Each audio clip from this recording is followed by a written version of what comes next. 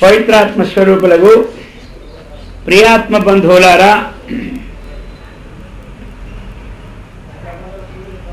ధర్మపథము ధర్మ మార్గం కాచః కాంచన సంసర్గాత్ దత్తే మారకతీం ద్యుతిం తథా తత్సన్నిధానేన మూర్ఖో యాతి ప్రవీణతాం. కాచః కాంచన సంసర్గాం దత్తే మారకతీం ద్యుతిం తథా తత్సన్నిధానేన మూర్ఖో యాతి ప్రవీణతాం. ఒక గాజురాయికి అది బంగారంతో ఎప్పుడైతే మనం పొదిగబడ్డామో అది ఏం చేస్తుంది? అది చక్కనైనటువంటి కాంతులని వెదజల్లుతూ ఉంటుంటాయి. బంగారంతో ఎప్పుడైతే గాజురాయి సంబంధపడిందో అది తలతలాడుతూ కాంతియుతంగా ఉంటుందన్నమాట. అలాగుననే పండితుని యొక్క అంటే జ్ఞాని యొక్క సహవాసం వలన ఈ యొక్క అజ్ఞాని కూడా ఏమవుతాడు? తేజోవంతుడా అవుతాడు. అందుకని జ్ఞాని సహవాసం వల్ల ఎలా అంటే రాయి, ఆ రాయి అన్నటువంటిది బంగారం యొక్క సహవాసంతో చక్కగా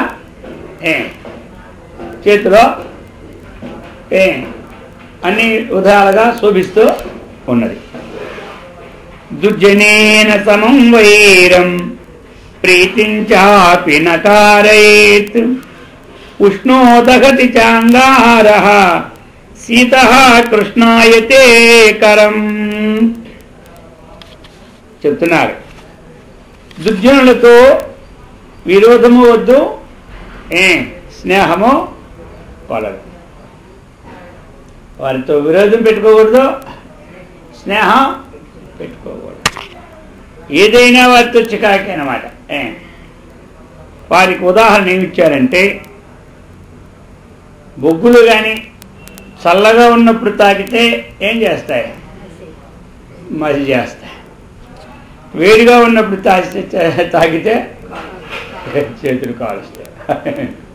వాళ్ళకి విరోధంగా పెట్టుకుంటే ఇక మనల్ని అగ్గి కాల్చినట్టు కాల్చిస్తారనమాట. ఇక మరి స్నేహం పెట్టుకుంటే ఆమె అంటుకుంటుంది వాళ్ళు మనకి. అందుచేత అది ఉదాహరణ ఇచ్చారు. మెల్లగా మాట్లాడుకోమని అలా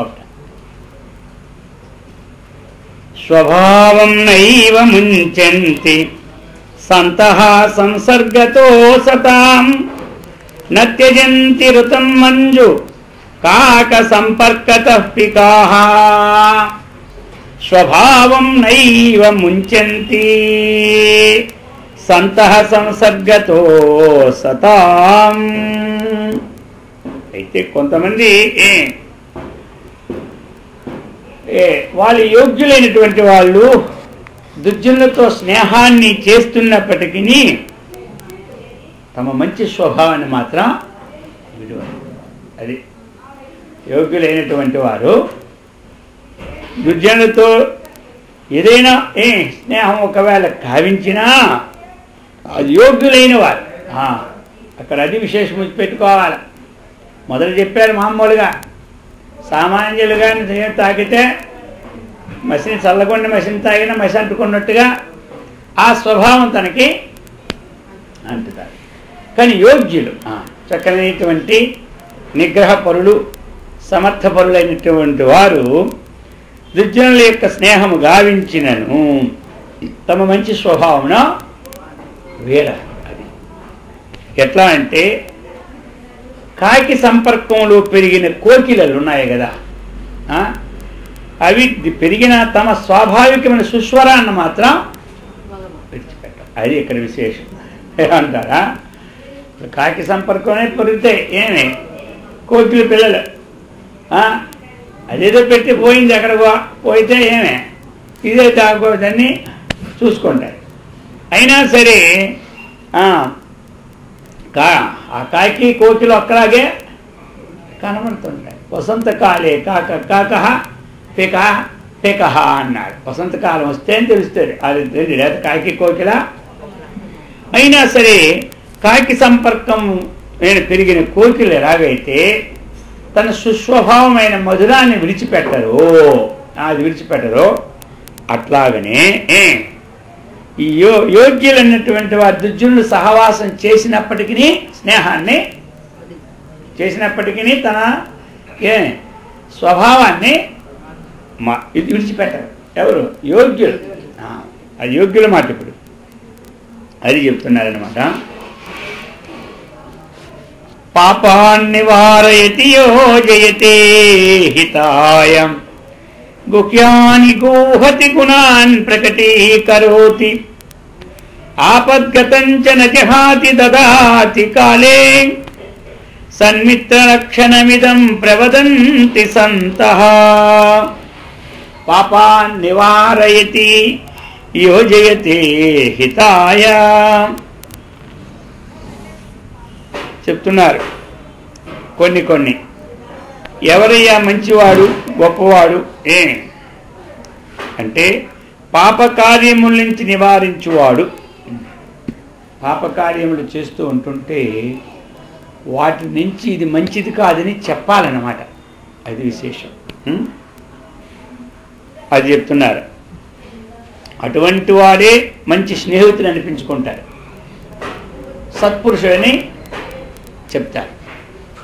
స్నేహంగా ఉన్నటువంటి స్నేహితుడు పాపకార్యాలు చేస్తూ ఉంటుంటే వీడికి గట్టిగా అంటుంటే వీడికి నాకు ఎక్కడి స్నేహం చెడిపోతుందో అన్నటువంటి అభిప్రాయాన్ని పెట్టుకొని ఎవరు చెప్పరో వాడిని బాగు చేసిన వాడు కానే వాడు సత్పురుషుడు కానే కాడు. అందుచేత పాపకార్యముల నుంచి నివారించువాడు. తప్పు పనులు చేస్తూ ఉంటుంటే స్నేహితుడు ఏం చేయాలి? ఇది తప్పు అని చెప్పాలి. అప్పుడే వాడిని మేలు చేసినట్టు. ఎప్పుడు యత్నం చేసిన వాడు ఎప్పుడు చెప్పండి. ఎప్పుడు నిజమైన స్నేహితుడైతే మాత్రం ఎప్పుడు తప్పు చేసినటువంటి వాడిని వెంటనే అడుగుతాడు, నీ పని తప్పు ఎందుకు చేస్తున్నా, దీనివల్ల మనకెంత నష్టమో అది భవిష్యత్తుని. సామాన్యంగా స్వార్థం చూసుకున్నవాడు. కొంతమంది స్నేహితులు ఏమిటంటే వాడి దగ్గర ఏదో ఉన్నది తీసుకోవడానికి చూస్తుంటారు. అదేనమాట. మరి వాడు ఇప్పుడు ఏమైనా అన్నాడు అనుకో, రేపు ఇవ్వబడు. అందుచేత వీడిని అన్న మనం ఎందుకు గొడవని కోరుకుంటారు. అటువంటి వాడు సత్పురుషుడు కాదు, స్నేహితుడు కాదు. అది చెబుతూ ఉన్నారనమాట. ఇంకా హితమును కూర్చువాడు, రహస్యములను కాపాడువాడు. కొన్ని రహస్యాలు ఉంటాయి. కొంతమంది స్నేహితులు ఏం చేస్తారు మరి, ఈ రహస్యాలు తీసుకెళ్ళి ఇది పెడతారు. ఇంటి గుట్టు దేనికి చేయటం, లంకకి చేయటం. అర్థమైంది? ఇంటి గుట్టు లంకకి చేయటం అయిపోయిందా? అందుచేత స్నేహితుడు అన్నటువంటి వాడు ఏవైనా కొన్ని రహస్యంగా ఇంట్లో ఉన్నటువంటి విషయాలని వీడు స్నేహితుడు కదా అని చెప్పుకుంటారనమాట. ఎవరు? కొంతమంది కష్టసుఖాలు. వీడు ఏం చేస్తాడు? తీసుకెళ్ళి మొత్తం అంతా పెడతాడు. అందుచేత అలాగ ఉండకూడదు. రహస్యాలను కాపాడేవాడే స్నేహితుడు. మంచిని ప్రశంసించువాడు.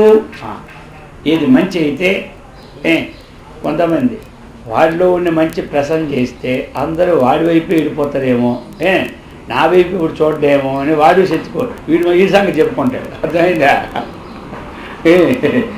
ఎదుటివాడికి ప్రశంసన చేస్తే అందరూ ఆ పక్క వెళ్ళిపోతారు కదా, ఇక నా పక్క వచ్చే వెళ్ళిపోయాడు కదా అని కొంతమంది స్నేహితులు అలా ఉంటారు. సత్పురుషులు కొంతమంది ఏమి. అందుకని పక్కన ఉన్నవాడు నమస్కారం చేయించాలి మనం.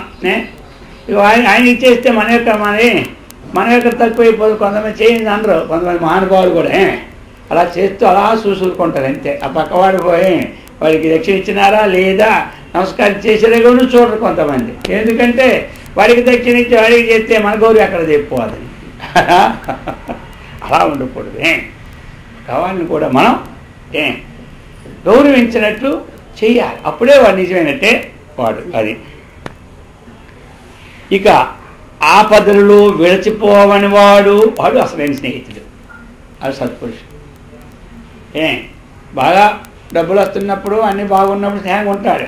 వారికి ఏదైనా ఒక అవాంతరం వచ్చిందనుకోండి, ఒక 10 లక్షలు అవసరపడిందా, ఏదైనా ఫ్యాక్టరీలు నష్టం వచ్చిందా, లేదో పోలీసులు ఏదో ఎవరి మీద కేసు మీద పెట్టాడా, అప్పుడు ఇంక వాడి అడ్రస్సే ఉండదు, పారిపోతాడు అనమాట. అలాంటిగా ఉండకూడదు అనమాట. ఆపదల్లో ఎవడైతే నిలుస్తాడో ఆ అవసరానికి ఆదుకుంటాడు, వాడే అసలైనటువంటి స్నేహితుడు. ఇట్టివాడే మంచి స్నేహితుడని సత్పురుషులు చెప్పుతున్నారు. అది మన స్నేహం చేసేటప్పుడు ఈ గుణాలన్నీ మన దగ్గర ఉండాలి. అప్పుడు మనకి లాభము, ఆయనకి లాభం. అందుకని గుణాలన్నీ మనం తెలుసుకోవడం.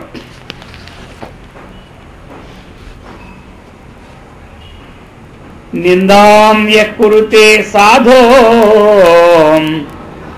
తథా స్వం దోషయత్యసౌ ఖేదూలిం యత్యజేదుచ్చైః మూర్ధ్రితస్యైవ సాపతేత్. నిందాం యకురుతే సాధో.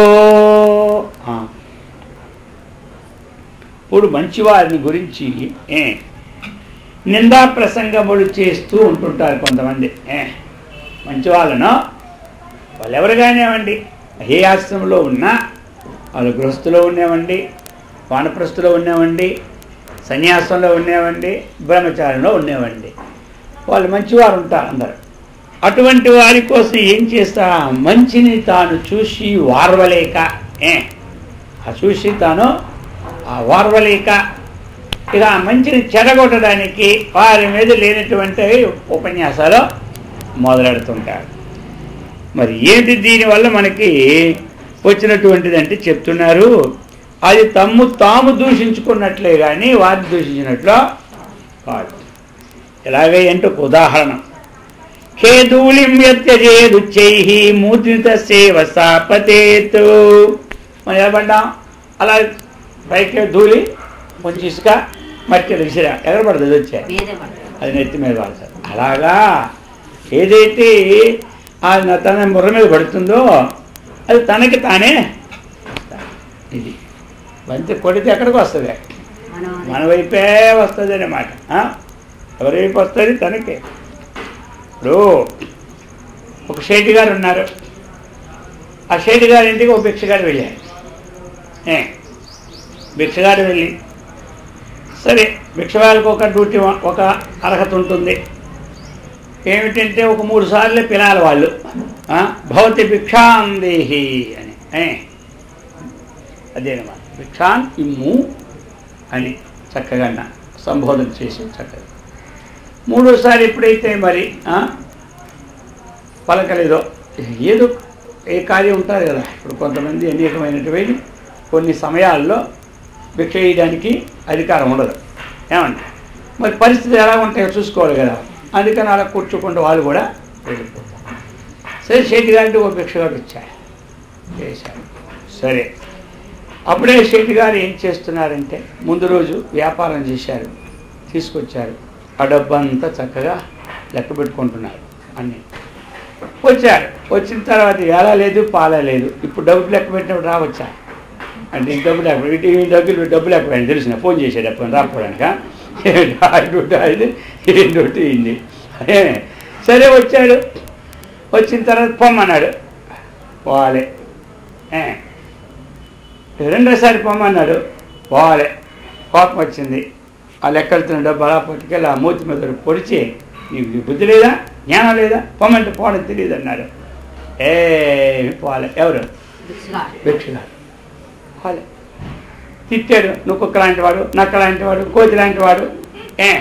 అవేంటే కుక్కలకి ఎన్నిసార్లు చెప్పినా కథలు మరి తోకప్పుకొని వస్తూనే ఉంటాయి, చెయ్యి అని అన్నాడు. చెయ్యి అన్నా ఆయన ఏమీ లేదు. ఆయన అలా బొమ్మలా ఉన్నాడు. సరే ఈ బొమ్మలా ఉండి ఏది తోచదు కదా మనకేది, ఊరుకున్నా తోచదు.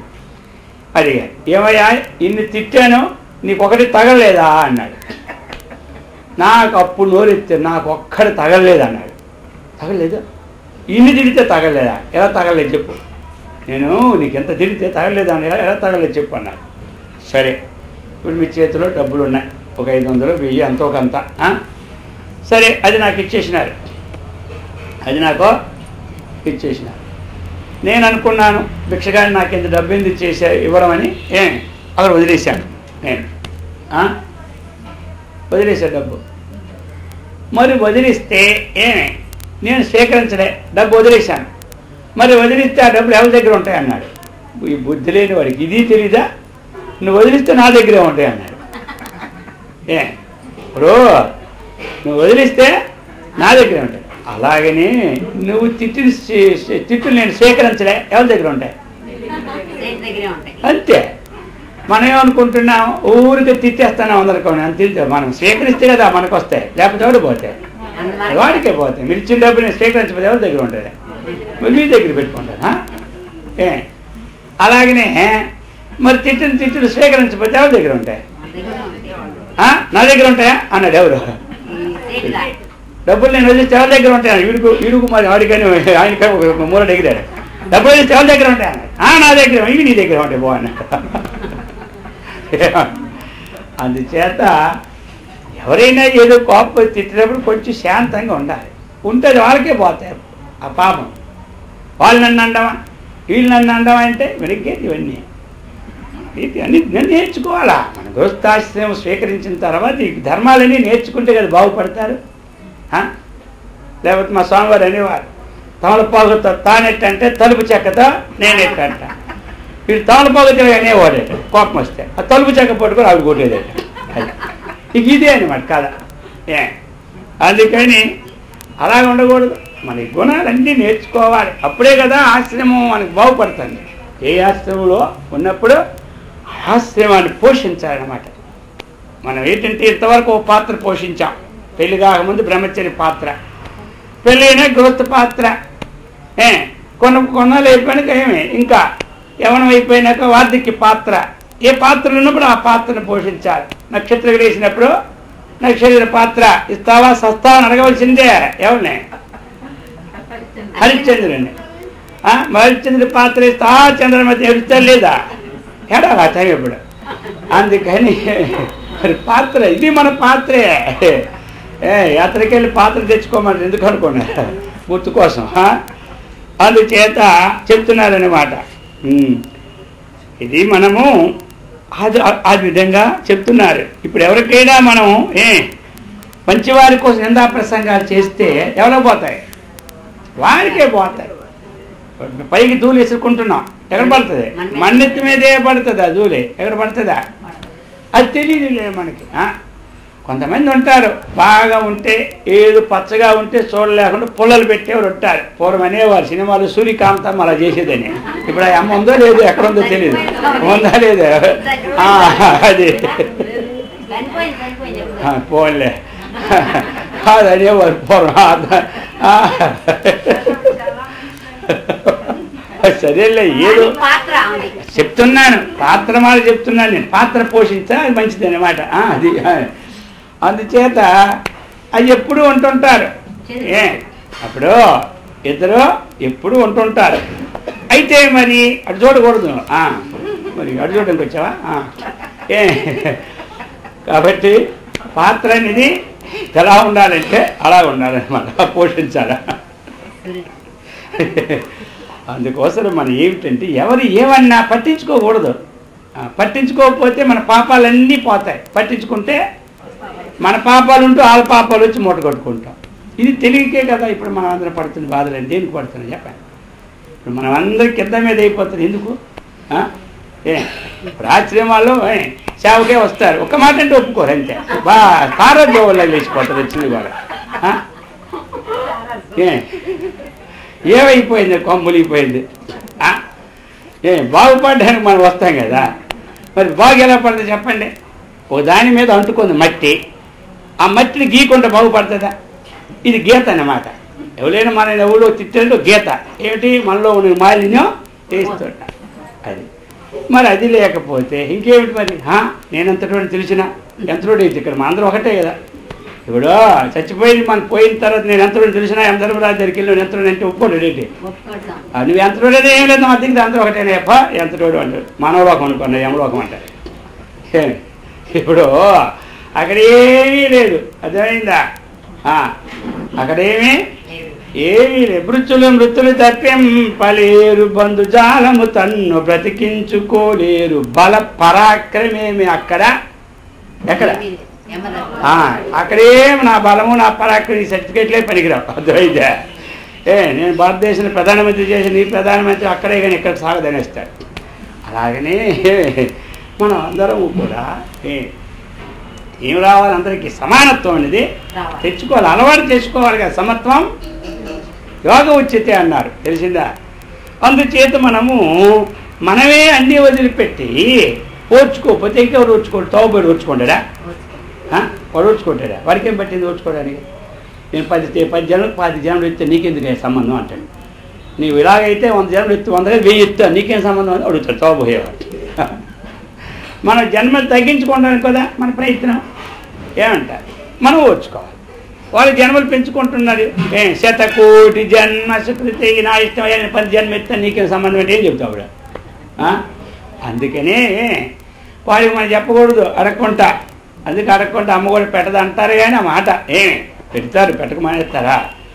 అయితే కొన్ని సమయాలు అంతే పెట్టుకుంటూ ఉంటుంటారే. అందుకని కాబట్టి ఇది చెప్తున్నారు. తుల్యం పరోపకాపిత్వం క్రుద్ధయో సాధునీచయో న దాహే జ్వలతో భిన్నం చందనేంధయో క్వచిత్. క్రోధం అనేది మంచివారికి వచ్చినను చెడ్డవారికి వచ్చినను అది ఇతరులకు బాధనే కలిగిస్తున్నది. అర్థమైందా? శాస్త్రం చెప్తున్నారు. క్రుద్ధయో సాధు నీచయోహో, నీచుడికి వచ్చిన కోపమైనా సాధువుకి వచ్చిన కోపం, మంచివాడికి వచ్చిన కోపమైనా ఇతరులకి ఏం చేస్తారు? అది బాధనే కలిగిస్తారు. కోపం పాపానికి మూలం. తన కోపమే తన శత్రువు. మనం చెప్పినప్పుడు అంటాం, వచ్చినప్పుడు కర్ర పట్టుకొని పైకి లేస్తుంటాం. అర్థమైందా? అందుకని ఆ కోపం అనేది మనం తగ్గించుకోవాలి ఏమంటారు. అది ఇవన్నీ జ్ఞానం అంటే ఏమిటి చెప్పండి? కోపం వచ్చాడు కోపపడి జ్ఞానమా? కోపం వచ్చినప్పుడు కోపం తగ్గించుకోవడమే జ్ఞానం. ఇప్పుడు కుక్క అరుస్తూనే ఉంటుంది, అది తెలియదు కాబట్టి ఒక కుక్క ఎక్కడో 10 ఈదులు అరిస్తే 5 కుక్కలన్నీ అరుస్తూనే ఉంటుంది. అరువా చెప్పండి. మరి మనం అరుణ మొదలెడితే వాటికి మనకు భేదం ఏముంది? ఏమంట భేదమైన ఉందా? లేదే లేదు. అందుకే ఎలాగయ్యా మరి కోపం అంటే చెప్తున్నారు.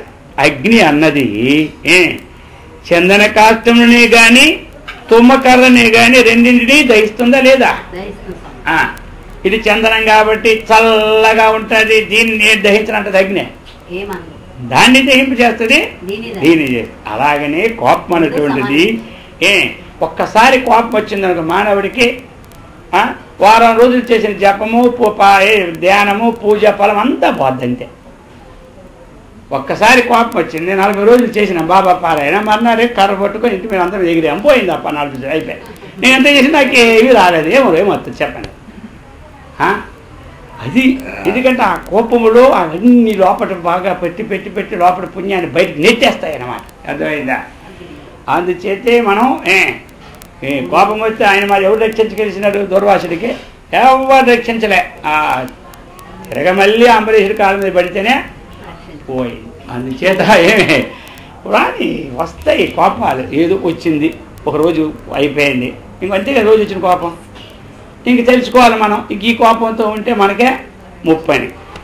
ఇవి కదా మనం కూర్చొని జపానికి అడ్డులు ఏంటి? ఇవే అడ్డులో. నా జపం సాగలేదంటే ఎవరి మీదో ఉన్న కోపాలన్నీ అప్పుడు వస్తుంటాయి అన్నమాట. జపమాల పట్టుకుంటుంటే ఏం వస్తుంది? వాడు అలాగన్నాడు, ఆ రోజు వచ్చింది ఒకటి, ఇక వాడి మీద ఆ 10 నిమిషాలు అయిపోయి పుణ్యం వాడికే పోదు, మనకేముంటుందా? అందుచేత మరి అంతే ఏమన్నా భావిస్తూ ఉంటుంటాము, అలా పుణ్యం పోదా? అందుకంటారు కొంతమంది మీ ధ్యానంలో ఒకసారి తలంచుకోండి అంటే ఎందుకు తలంచుకోమంటారు?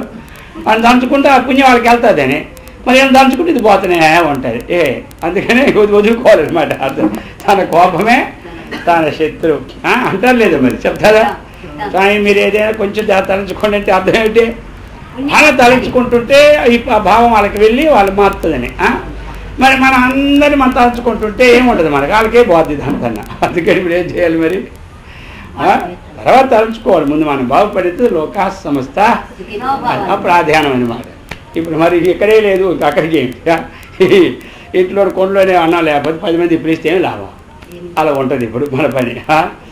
అందుచేత చెప్తున్నారు, హృది విద్దైవాత్యర్థం యథా సంపద్యతే జనః పీడితోపి మేధావి సతాం వాచముదీరయేత్తు. ఇవన్నీ ధర్మాలు, కోకొల్లలు. ఇప్పుడు 2 నెలలు అయిపోతుంది మనకే ఈ ధర్మాలు. ఇక తనకెంత నొవ్వు కలిగినను నొప్పి కలిగినను ఇతరుల మనస్సుకు నొప్పి కలిగించుట మాటలను బుద్ధిమంతులు పలుకూడదు.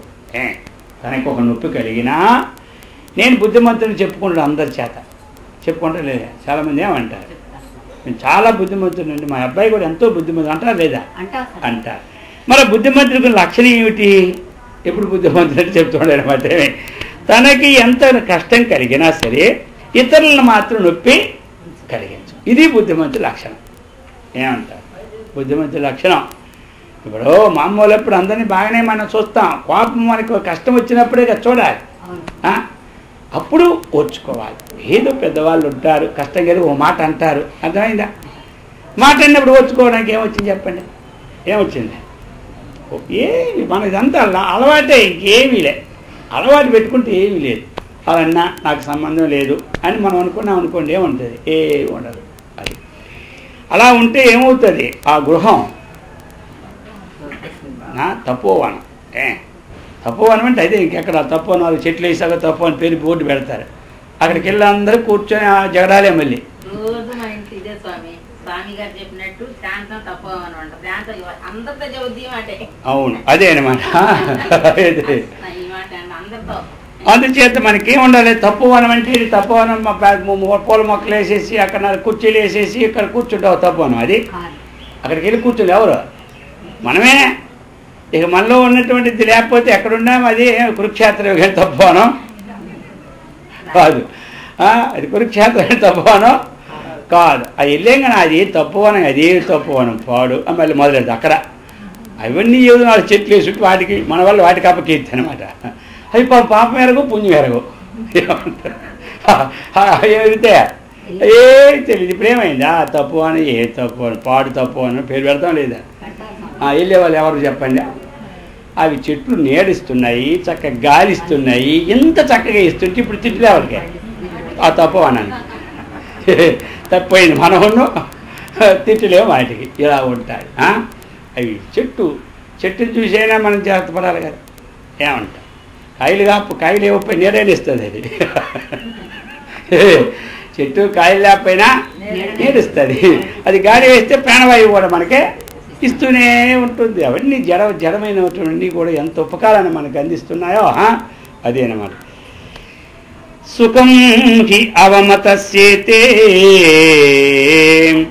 సుఖం చ ప్రతిబుధ్యతే సుఖం చరతి లోకేస్మిన్ అవమంతా వినశ్యతి. ఓ సామెత ఉంది, పడ్డవాడు అందరికి గుర్తే ఉంది. అది ఎక్కడి నుంచి తెచ్చినారు మీరు? సావిత. ఓహో బ్రహ్మాండే సామెత బోల్డ్ వచ్చి అయితే. పడ్డవాడు చెడ్డవాడు కాదంటారు. అలాగనే మాట పడిన మనిషి సుఖముగా నిద్రించి ప్రశాంతములే తిరుగుతూనే ఉంటాడు. ఏమైంది? పడ్డవాడు చెడ్డవాడు కాదన్నా ఒక మాట పడినా మనం నన్ను అనాలా అని అంటే ఏమొచ్చింది? ఇప్పుడు పడ్డవాడు ఎప్పుడు చెడ్డవాడు అవుతాడా? అలాగనే మాట పడిన మనిషి కూడా సుఖంగా పడి నిద్రిస్తాడు, లేస్తూ ఉంటుంటాడు, కూర్చుంటూ ఉంటాడు, అన్నీ ఉంటాయి. కానీ ఒకరిని అన్యాయముగా నిందించిన వాడే క్షోభపడి నశిస్తాడు.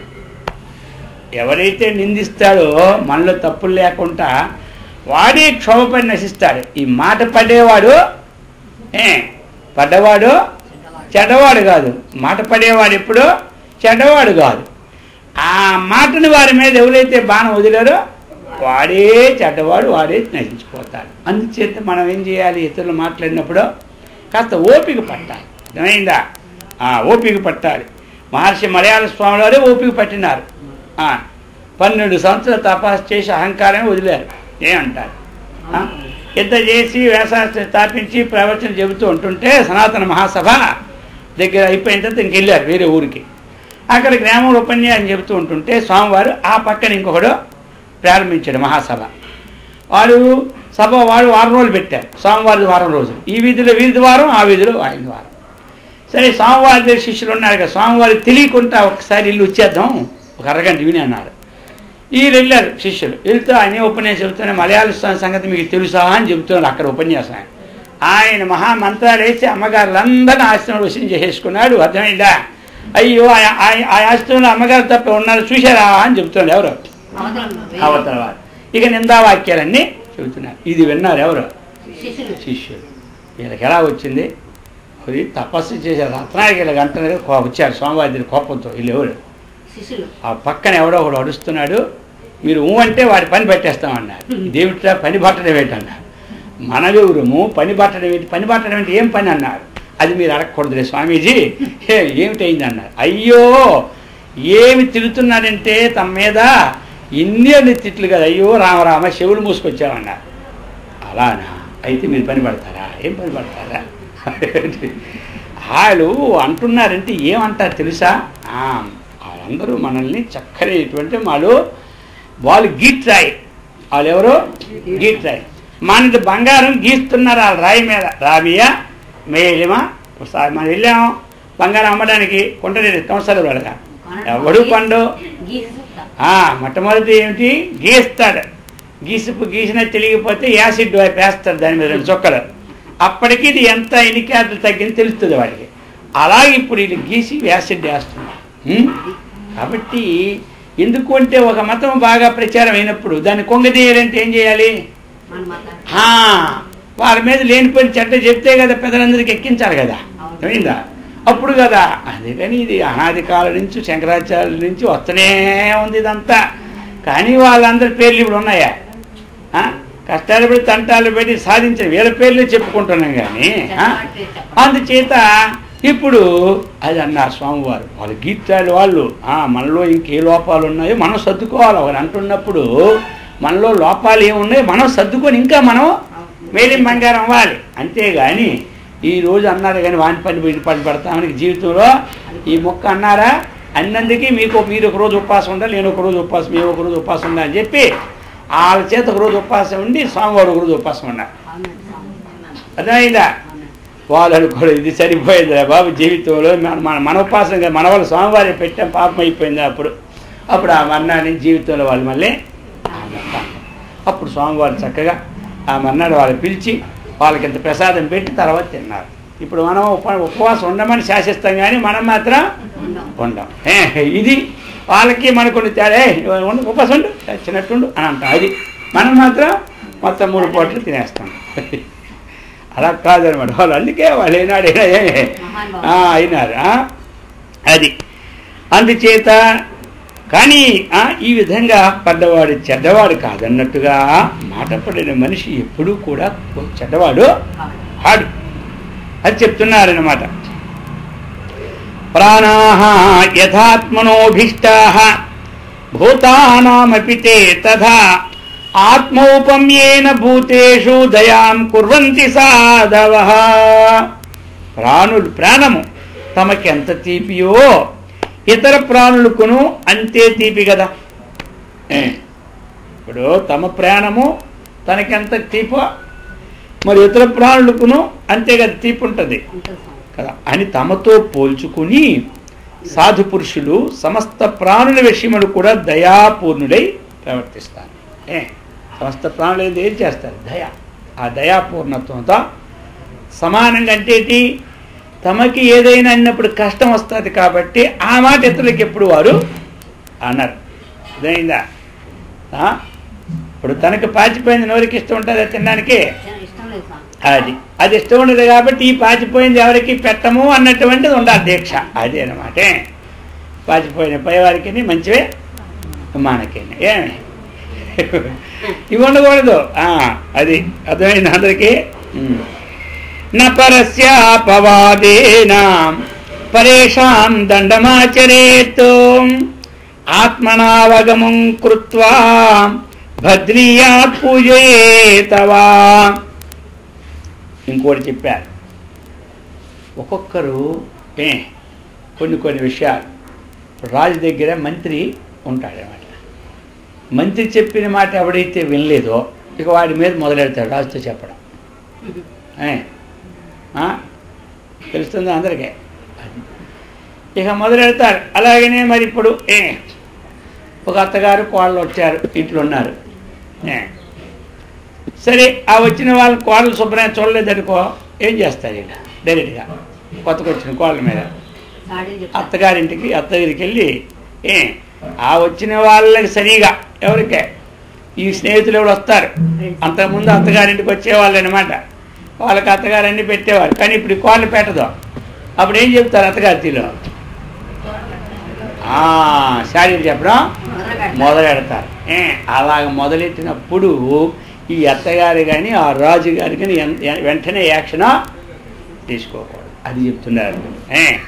అలాగే ఎవరైనా ఒకరి చెప్పు మాటలను బట్టి ఎవరిని అధికారి దండించరాదు చెప్తుంటారు. ఎవరికి అనుకోవడం లేకపోయినా వాళ్ళు వచ్చి చెబుతుంటారు. అప్పుడు మనం వెంటనే వాళ్ళ దండన చేయకూడదు. అందుకని మనకు అప్పుడు పద్యం రోజు పాడుతుంటాం. ఏం పద్యం అది చెప్పండి? వినదగు ఇంకా వినదగు ఎవరు చెప్పినా వినాలి, వెంటనే దాన్ని తీసుకోకూడదు ఎవరో. అది అది అంటారు కదా మనం చెరువులో సామెత, తొందర పెడితే ఏమంటారు? తొందర పెడితే తొక్కెక్కిపోద్ది అంటారు. అర్థమైందా? అందుచేత వినదగుని ఎవరు చెప్పినా వీరంతని వేగపడక వివరింపు. అలాగనే అధికారి కూడా ఇంట్లో యజమాని కానీ అధికారి కానీ ఏం చేయాలి? యోగ్యతలను స్వయముగా రూఢికి తెచ్చుకుడియే ఆ వ్యక్తిని పూజించడమో లేకపోతే ఆ వ్యక్తిని దండించడమో చేయాలి.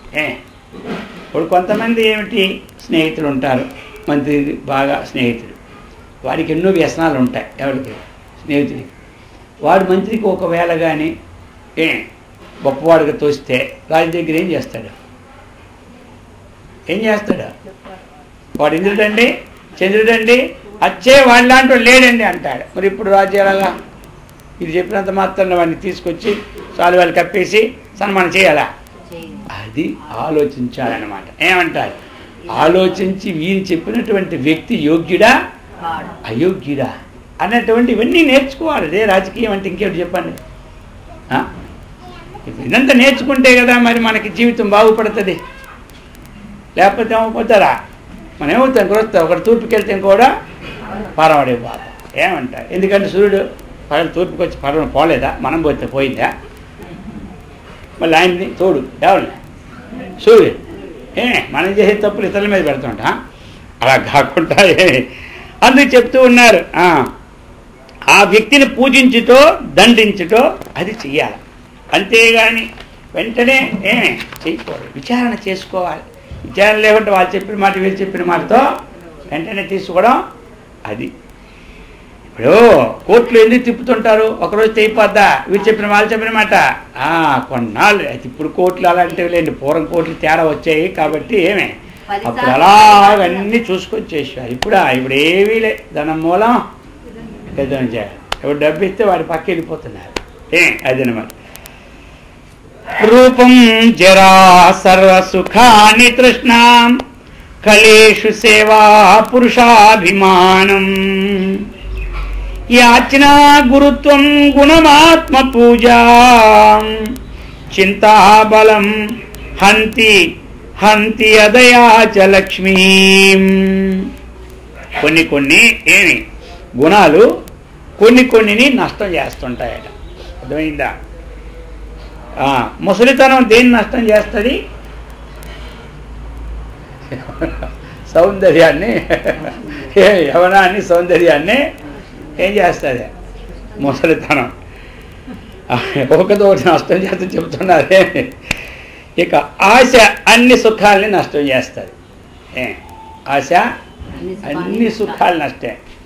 ఆశ లేనప్పుడు కాస్త హాయిగా వండుకొని తినేవాళ్ళు. ఇప్పుడు ఒక ఆశ పెట్టుకుంటూ తింటా వీళ్ళు అది ఉంటే మళ్ళీ పనికి వస్తేమో రేపటికి, ఇంక దాంతో మళ్ళీ అది కట్టాలనుకునేది అవ్వాలి కదా. అందుకని ఇప్పుడు ఏం చేశాడు? అంతకుముందు హాయిగానే తినేవాడు, వచ్చింది కూడా. మీకు ఇంతకుముందు కథ చెప్పాను, గుర్తే కదా అందరికీ. హాయిగానే పడుకుండేవాడు ఆ కారు కింద, ఆ కారు షెడ్లు హాయిగానే పడుకుండేవాడు. అర్థమైంది అందరికి ఇప్పుడు ఆ కథ.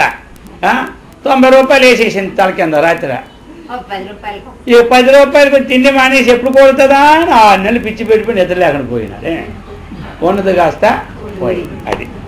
అందుచేత ఇక చెప్తున్నారు, యాచన అన్నటువంటిది ఆత్మగౌరవాన్ని నశింపజేస్తుంది. యాచన ఆత్మగౌరవాన్ని కొంతమందికి యాచించాలన్నమాట. ఇది కదా, ఎందుకంటే తన ఆత్మగౌరవానికి హాని.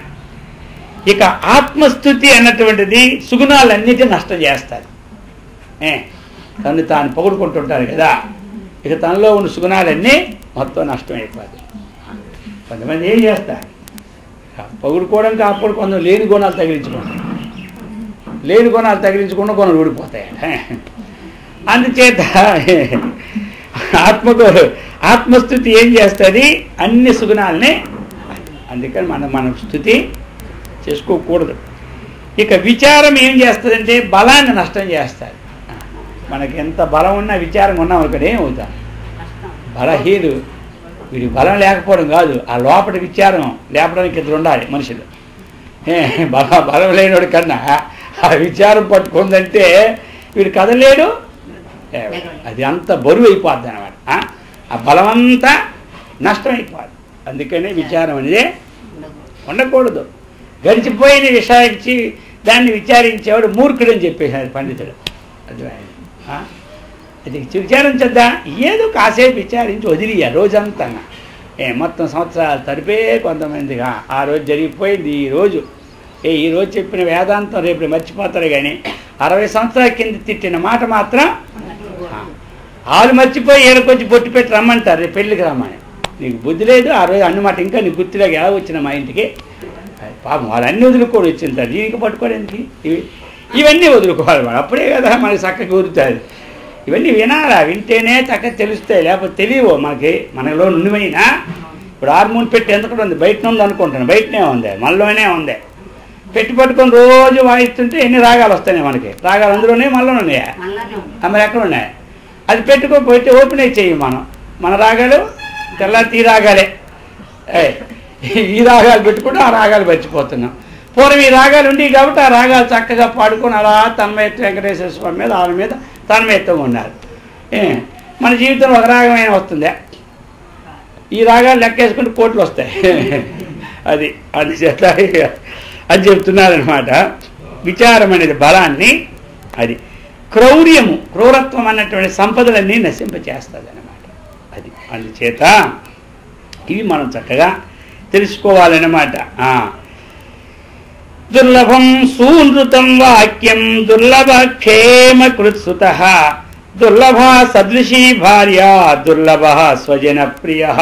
ఇవి కూడా చెప్తున్నారు. అయ్యా లోకములు ఇవి చాలా దుర్లభం. ఈ గొప్ప పుణ్యం ఉన్న వారికే దొరుకుతుంది. మానవ జన్మే దుర్లభం. మానవ జన్మ వచ్చిన తర్వాత చూడండి, సత్యమైనటువంటి పలకడం చాలా దుర్లభం. అయిందా? సత్యమైన పలుకు పలకడం చాలా దుర్లభం. ఆవగింత దానికే మనం అసత్యం ఆడుతూనే ఉంటుంటాం. అర్థమైందా? అటువంటి పలుకు రావాలంటే ఎంత దుర్లభం చెప్పండి. ఇంకా చెప్తున్నారు, దుర్లభ క్షేమకృత్సుత. ఆ కర్తవ్య నిష్ట గల పుత్రుడు పుట్టడం చాలా దుర్లభం. చక్కనైనటువంటి తల్లిదండ్రులను ఎలా చూసుకోవాలో, అక్కచెల్లిని ఎలా చూసుకోవాలో, బంధువులను ఎలా చూసుకోవాలో తన కర్తవ్యం కదా. గురువుని ఎలా చూసుకోవాలో, పండితులను ఎలా చూసుకోవాలో, దేవుని ఎలా చూసుకోవాలో ఈ నిష్ట గల పుత్రుడు పుట్టడం మహాదుర్లభం. ఇక అనుకూలవతి అయిన భార్య కలగడం అది మహాదుర్లభం. అర్థమైందా? ఇది చాలా పుణ్యం ఉంటేనే దొరుకుతుంది అన్నమాట. పురుషుడికి అనుకూల భార్య, స్త్రీకి అనుకూల పురుషుడు. అర్థమైందా? ఇది ఎంతో పుణ్యం ఉండాలి. అది అభిమానము గల యోగ్యుని మైత్రి. మంచి అభిమానము గల మిత్రుడు దొరకడం చాలా దుర్లభం. అందుచేత ఇవన్నీ కూడా మనకి ఎట్లా వస్తాయి చెప్పండి? దుర్లభం అంటే కష్టసాధ్యం చేత వస్తాయంటే ఏంటి? మనం చేసిన పుణ్యం వల్లనే. ఇప్పుడు మనకు కష్టం కలిగిందంటే ఎవరో అత్తగారు చేసింది కాదు, భర్త చేసింది కాదు, తల్లి చేసింది కాదు, మనకు వచ్చే మనం చేసుకున్న పూర్వజన్మ ప్రారంధమే మనకి కష్టం. అందరూ తెలుస్తుందా లేదా? ఎవరు చేసేదే లేదు. ఎవరు చేసే పాపమో వాడికే, ఎవరు చేసే సుఖం వాడికే. ఒక్కొక్క అమ్మాయికి మేము 1 కోటి రూపాయలు కట్నం ఇచ్చాము అంటారు. వీళ్ళు ఇచ్చేదేమి, ఆ అమ్మ చేసిన పుణ్యమే ఆవిడ తీసుకెళ్ళేది. అలాగంటే కోపం మళ్ళీ అందరికీ. స్వామి అలాగే చెప్తారు, లేదు డబ్బులు కడిగితే తెలుస్తుంది కానీ అంతే. వాళ్ళ పుణ్యం వాళ్ళు పట్టుకుపోతున్నారు, మన పుణ్యం మనకుందే. రుణానుబంధం, ఆ రుణశ్యంలో ఎంత డబ్బు వాళ్ళకి ఇవ్వాలో అంతా అది వాళ్ళకి ఇస్తున్నాం.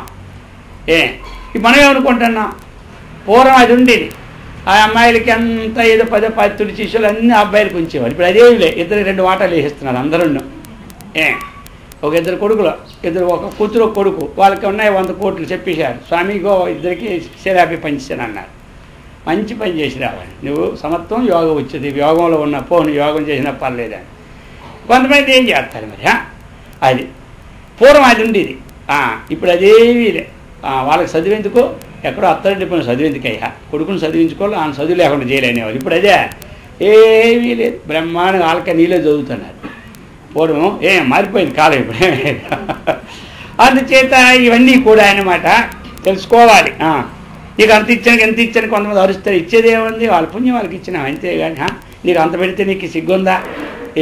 సిగ్గు లేకపోతే అది వాళ్ళకే నష్టం, మనకేం వచ్చింది, ఇచ్చి మళ్ళీ ఎందుకు తెప్పుకోవడం దాండగా. ఇదే తవ్వు ఇంట్లోనే అనమాట. ఇంట్లో తవ్వులు ఎక్కడి నుంచి వస్తాయి, అక్కడి నుంచి అగ్ని రగులుకుంటూనే ఉంటుంది రోజు.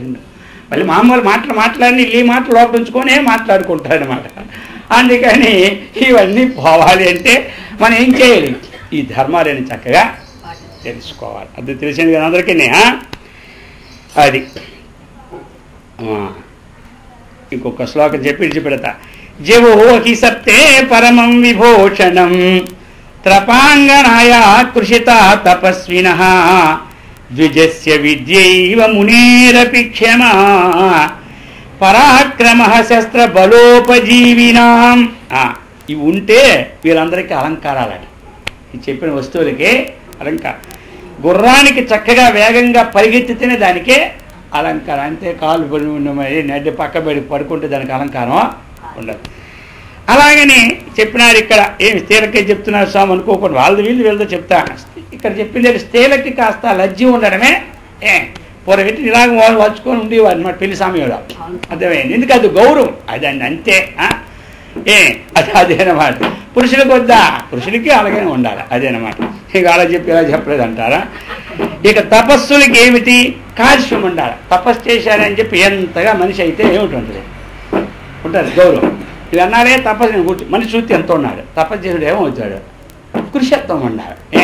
తపస్సులో కూర్చున్నాడు, వాడి శరీరం కాస్త సన్నంగా కృషత్వంగా ఉంటే తపస్సు చేసేటట్టు. ఇప్పుడు తపస్సులు కూర్చుని ఎంత మనిషి ఏ తపస్సు పీనో దేవదత్త అన్నట్టు ఉంటుంది. నేను ఎప్పుడు పగల భోజనమే చేయనండి అంటాడు. మనిషి మాత్రం ఎంత ఉంటాడు అంటే అర్థమే రాత్రి పూర్తిగా తెంపుంటాడు. అదే ఇక బ్రాహ్మణుడికి ఏమిటంటే శోభ, మంచి వేదాంతంలో చక్కగా వేదాన్ని విద్య ఉండాలి. మునికి ఏముండాలంటే అలంకారం, క్షమాగుణం ఉండాలి. అర్థమైందా?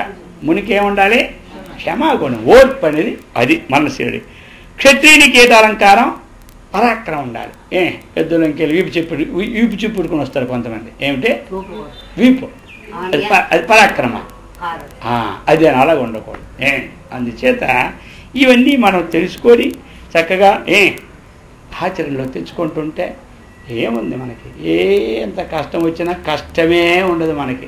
ఇవి తెలుసుకోలేని చేత అబ్బోహేత మాతులైపోయేమా ఎన్నెన్నో తంటాలు పడుతుంటాం. ఆ తంటాలన్నీ వద్దని ఇవన్నీ మనం పెట్టుకుంటున్నాం. 4 నెలలు తంటాలన్నీ పోయి హాయిగా ఉండాలని ఈ ధర్మాలన్నీ మనం చెప్పుకోవడం. అందుచేత అందరం కూడా సత్కర్మనిష్ఠులమై భగవద్భక్తులమై ఆత్మజ్ఞాన సంపన్నులమై బ్రహ్మానందంతో విరాజినట్ల గురుదేవుడు శ్రీకృష్ణ పరమాత్మ అందరికీ సదా రక్షించుగాక. ఓం సహనా భవతు.